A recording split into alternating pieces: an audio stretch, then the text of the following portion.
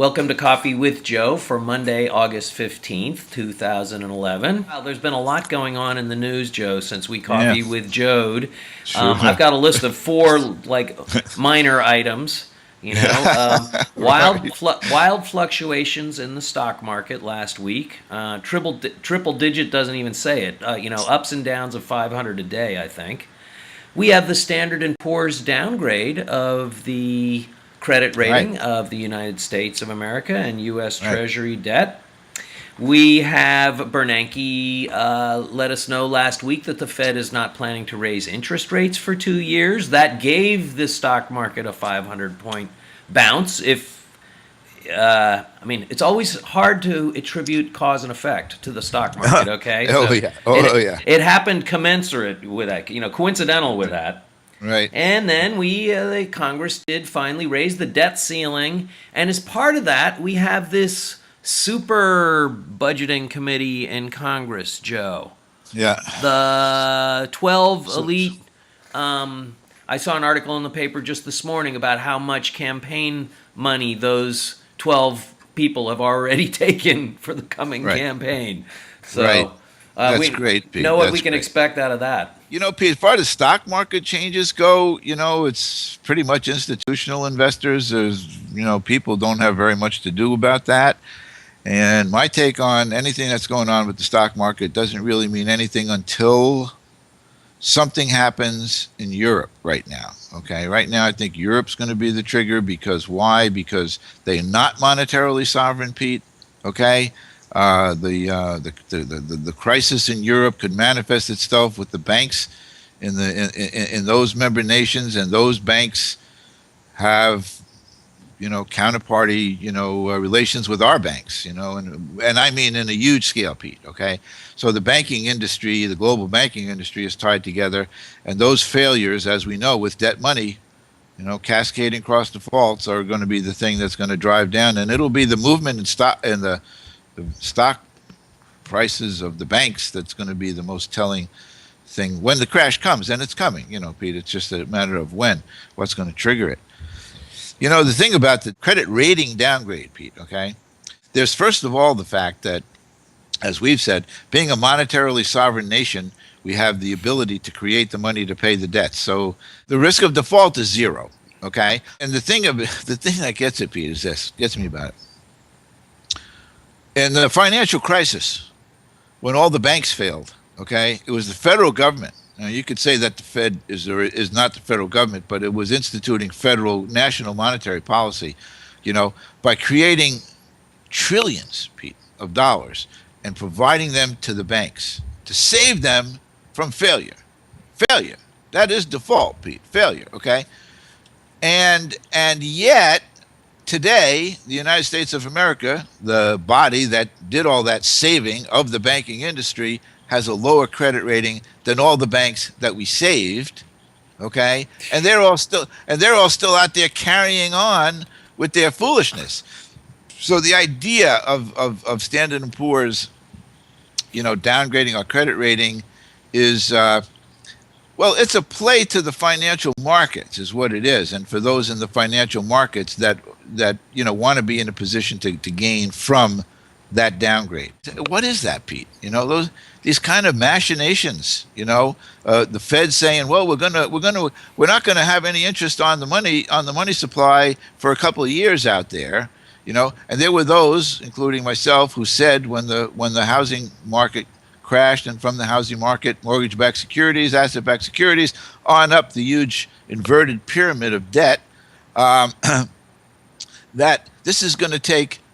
Unless we solve the problem by getting rid of the toxic assets, all that stuff that's up there, Pete, unless we do that, this not only will go on forever, really, but for years and years and years, there can be no semblance of normality. And so now by extending zero interest rate policy out, a couple of years to say, well, we don't really have any other tools, so we're going to do this one, and this time we're going to say 2 years. That way we don't have to come back in 3 months or 6 months and say what we think about interest rate policy. It's set. It's done. Now, if we could only do something about employment, Pete, we'd be doing some good. So all of that stuff is basically, to me, These are the death knells of the debt money system, Pete, okay? These are the gyrations of the players taking their acts, doing what they can.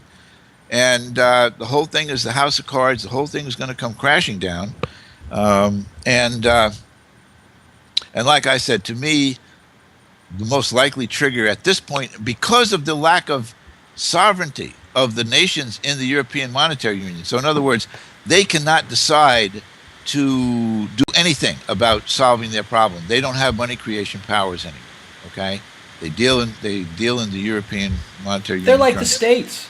They're like the states in the U.S. Exactly. All of those things again result from the pitfalls and the problems of debt money. And I'm going to say this, again, Pete, for anybody who doesn't understand debt money and the problem of debt money, the unsustainability of debt money, the reason why debt money is robbing all of us of the wealth that we create and giving it to the few, have to see Dr. Bernard Semp's video on the deeper roots of the global financial crisis, of the world financial crisis.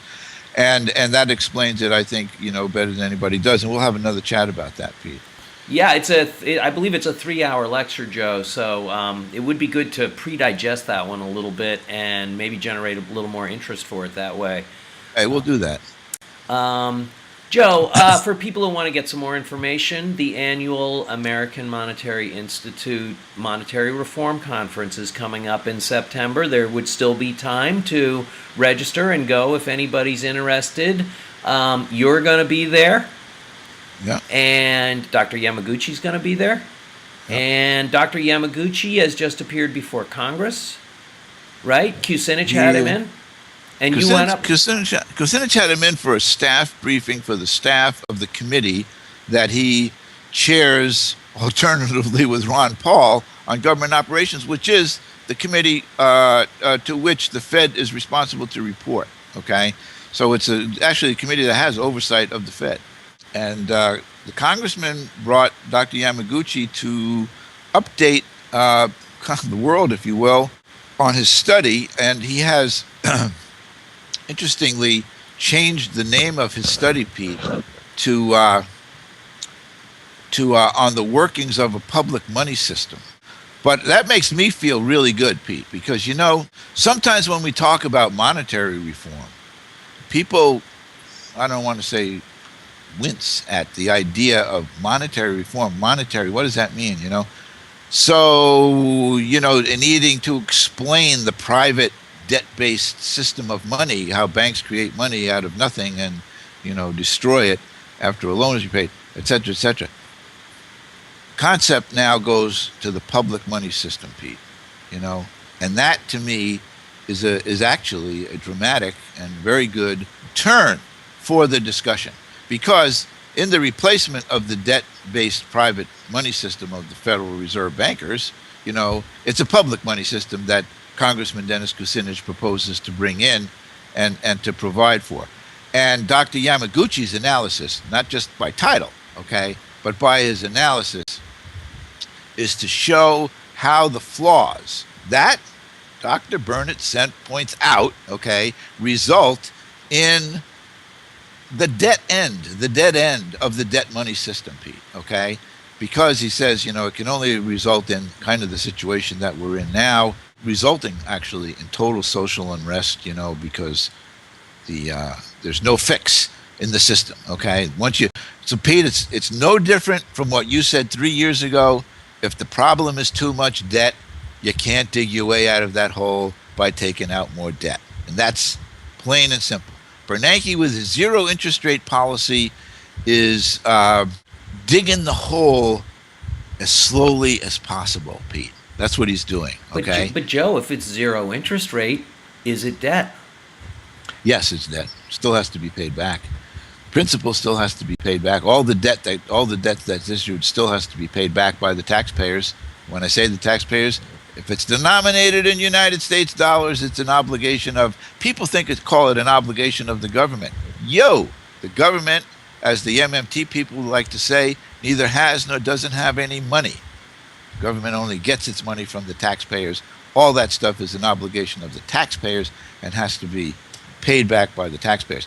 So so that's for the machinations. But Dr. Yamaguchi goes on in his and he did, you know, very well at the presentation for the those assembled there, to explain that a change to a debt-free money system modeled on, he used the American Monetary Act, but basically modeled on the Kucinich bill, Pete, because the Kucinich bill is modeled on the American Monetary Act proposal from AMI, that based on that, we can turn around the, and start filling in the hole, Pete, of debt, okay? Because we're going to create money without creating debt.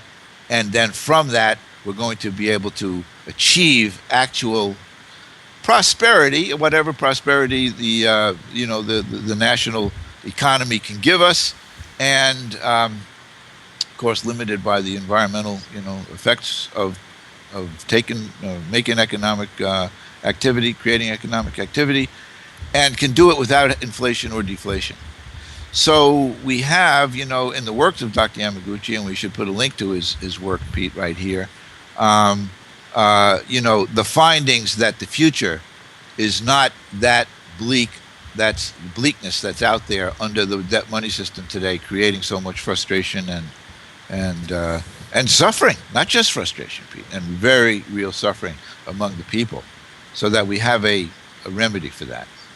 Okay, we'll put the link to Dr. Yamaguchi's paper down below and continue the conversation next week. Thanks. Thanks, Pete. See ya. Salud.